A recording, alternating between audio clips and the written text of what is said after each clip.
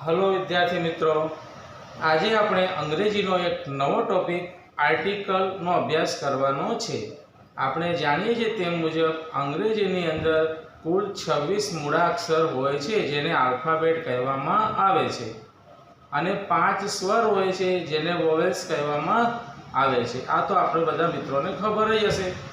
હવે આર્ટિકલની વાત કરીએ તો આર્ટિકલ અંગ્રેજી ભાષાની અંદર 3 આર્ટિકલ હોય છે, ए एन અને द। એમાં ए અને एन એ શેના માટે વપરાય એ જાણવું જરૂર છે। એ એક વચન માટે વપરાય છે। ए અને एन એ એક વચન માટે વપરાય છે, જ્યારે ચોક્કસતા માટે द વપરાય છે। એનો મતલબ શું થયો કે ડેફિનેટ આર્ટિકલ द છે અને ઇનડેફિનેટ આર્ટિકલ ए અને एन છે, પરંતુ ક્યાં ए મૂકો અને ક્યાં एन મૂકો એક પ્રશ્ન છે।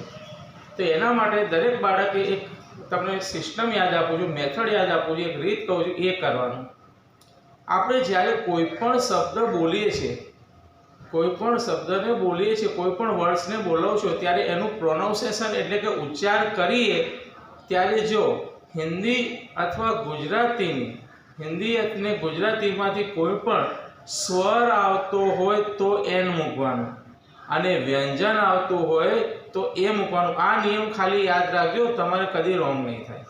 શું સમજાયું મિત્રો કે જ્યારે આપણે કોઈ પણ શબ્દને બોલીએ ત્યારે એનું પ્રોનાઉન્સિએશન કરીએ છીએ, બરાબર, ત્યારે એ જોવાનું કે એનો ઉચ્ચાર થાય છે એમાં હિન્દી યા ગુજરાતીનો જો સ્વર આવતો હશે તો એન આવે અને વ્યંજન આવતો હશે તો એ આવે, પણ એક વચન માટે। જો તમને એના ઉદાહરણ આપું છું, दाखला तरीके आपणे कहीए ऑनेस्ट मैन। ऑनेस्ट मैन नो मतलब शुं थाय? प्रामाणिक माणस।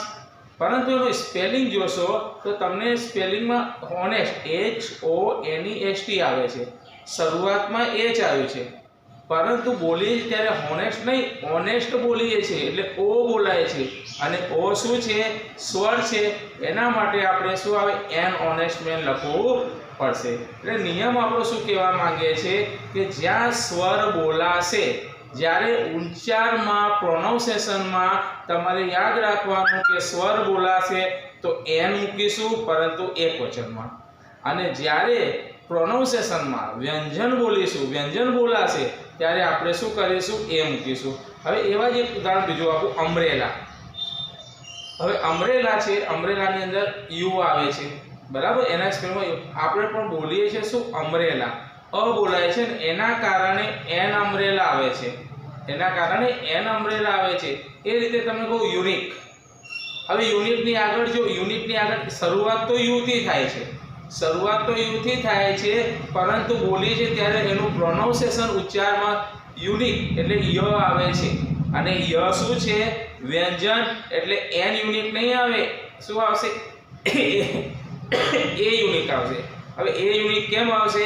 કારણ કે ભલે યુ આગળ આવતું પણ જ્યારે બોલીએ છીએ ત્યારે યુ બોલાતો યુ યુનિક બોલાય છે, ય આવે છે યતિ બાબાનો, અને ય છે એ સ્વર નથી, એ વ્યંજન છે અને વ્યંજનની આગળ એ આવે, બરાબર। તો આપણો આ નિયમ એ કહેવા માંગે છે કે જ્યારે પણ કોઈ પણ શબ્દનું તમે ઉચ્ચારણ કરો, મીન્સ પ્રોનાઉન્સિએશન કરો, ત્યારે તમારા મોઢામાંથી સ્વર નીકળશે તો એન મૂકીશું, નહીં તો વ્યંજન નીકળશે તો એ મૂકીશું। આ પહેલો નિયમ યાદ રાખવાનો છે। બીજી વસ્તુ કહીએ કે ડેફિનેટ આર્ટિકલની વાત કરીએ તો ડેફિનેટની અંદર એટલે ચોક્કસ, ડેફિનેટ ચોક્કસમાં ધ આવે છે, નિશ્ચિત છે ને, નિશ્ચિત છે એટલે શું આવશે? ધ આવશે। હવે એ ક્યાં વપરાય તો એના માટેના કેટલાક નિયમો છે જે તમને વન બાય વન એક્સપ્લેન કરું છું। પહેલું, અમુક સુપરલેટિવ ડિગ્રી તમે જાણો છો, ચોક્કસતા દર્શાવવા માટે સુપરલેટિવ ડિગ્રી 3 પ્રકારની હોય છે। એક હોય છે કોમન, બીજી હોય છે ડિગ્રી 3 હોય છે, તો જાણો છો ને કઈ કઈ હોય છે? બતાવશો? જો એક તો સુપરલેટિવ હોય, એક કમ્પેરેટિવ હોય અને એક પોઝિટિવ હોય। પોઝિટિવ ડિગ્રીની અંદર એસ આવે છે એટલે ના જેવું। કમ્પેરેટિવ ડિગ્રીમાં તુલના કરવામાં આવે છે, મોર ધેન, એના કરતાં સારું, વધારે। અને સુપરલેટિવ ડિગ્રી જેની અંદર EST આવે છે, એટલે જ્યારે પણ સુપરલેટિવ ડિગ્રીનો યુઝ થશે જ્યારે પણ સુપરલેટિવ ડિગ્રીનો યુઝ થશે એટલે વપરાશે ત્યારે ચોક્કસ એની આગળ ધ મૂકવાનું છે. આપણે એક્ઝામ્પલ આપીશ મોસ્ટ જેવા એક્ઝામ્પલ. જો બ્યુટીફુલ તો ધ મોસ્ટ બ્યુટીફુલ આવે. શું આવે? મોસ્ટ આવ્યું, બ્યુટીફુલ એટલે જ્યાં EST લાગ્યું. જો ગ્રેટ નો, ગ્રેટર નો, પણ ગ્રેટેસ્ટ આવશે તો ધ ગ્રેટેસ્ટ આવશે. સમજ્યા? એટલે ધ ક્યાં લાગશે? જ્યાં સુપરલેટિવ ડિગ્રી હોય તેમાં ધ લાગશે. બીજી વસ્તુ જે અવકાશી પદાર્થો છે જે માત્ર એક જ છે, જેની તુલના નથી. દાખલા તરીકે સનની વાત કરીએ તો ધ સન આવે, ધ મૂન આવે, ધ અર્થ આવે. બરાબર? આ માટે શું વપરાય છે? ધ વપરાય. આ બધા ચોક્કસ છે. સમજ્યા? બીજી વાત થઈ કે બહુવચન હોય તો પણ ધ આવે, કારણ કે એક વચનમાં an આવે તો બહુવચનમાં ધ આવે. પછી નદીઓના નામ સમજો કે ધ ગંગા, ધ યમુના, એવી રીતે કોઈ જે રિવરના નામ છે, બરાબર, એની અંદર મહાસાગરોનું નામ લો. The Indian ocean, the Pacific ocean. એ રીતે ધ માઉન્ટેનના નામ લો, ધ હિમાલયા. એ રીતે તમે જુઓ કે જે વસ્તુ જે આપણે એપિક્સના નામ લઈએ, જેમ કે ભાગવત ગીતા છે તો the Bhagavad Gita, the Ramayana, the Mahabharata. એવી રીતે જે વસ્તુ સ્પેશિયલાઇઝ છે, પ્રોપર છે, એના માટે આપણે શું ધ વાપરવાનું છે, કારણ કે ધ શું બતાવે છે? ચોક્કસતા. બરાબર? આ એક નિયમ છે. સુપરલેટિવ ડિગ્રી આવે તો ધ વપરાય છે. બીજી એક નિયમ હજી તમને ખાસ કહું છું, પરીક્ષામાં વારે ઘડીએ પૂછાય છે.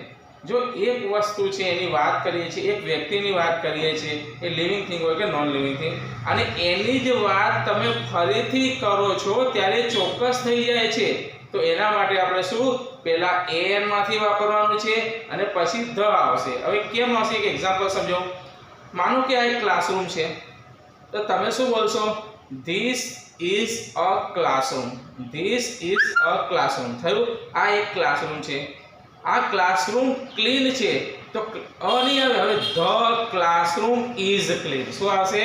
The classroom is clean. કેમ એવું થયું? પહેલા આપણે વાત કરી હતી આ એક ક્લાસરૂમ છે અને એ જ ક્લાસરૂમની વાત આપણે ફરીથી કરી રહ્યા છીએ, તો શું થઈ ગયું? ડેફિનેટ થયું ને, ચોક્કસ થઈ ગયું. તો ચોક્કસતા દર્શાવવા માટે ધ વપરાય છે. એવા કેટલાક નિયમો મેં અહીંયા લખી રાખ્યા છે, તમે જોઈ શકો છો. બીજી વસ્તુ તમને જે કરવામાં આવે છે કે સ્વર અને વ્યંજનનું ખાસ યાદ રાખવાનું છે. જ્યારે પણ તમારા મોઢામાંથી જ્યારે શબ્દ બોલો, વ્યંજન બોલાશે તો એ આવશે, સ્વર બોલાશે તો એન આવશે, બહુવચન હોય તો બહુવચનની આગળ ધ વપરાય છે. બરાબર? આ રીતના નિયમો તમારે યાદ કરવાના છે. અહીંયા તમને થોડુંક એક્સપ્લેન કરેલું છે, જોઈ લો.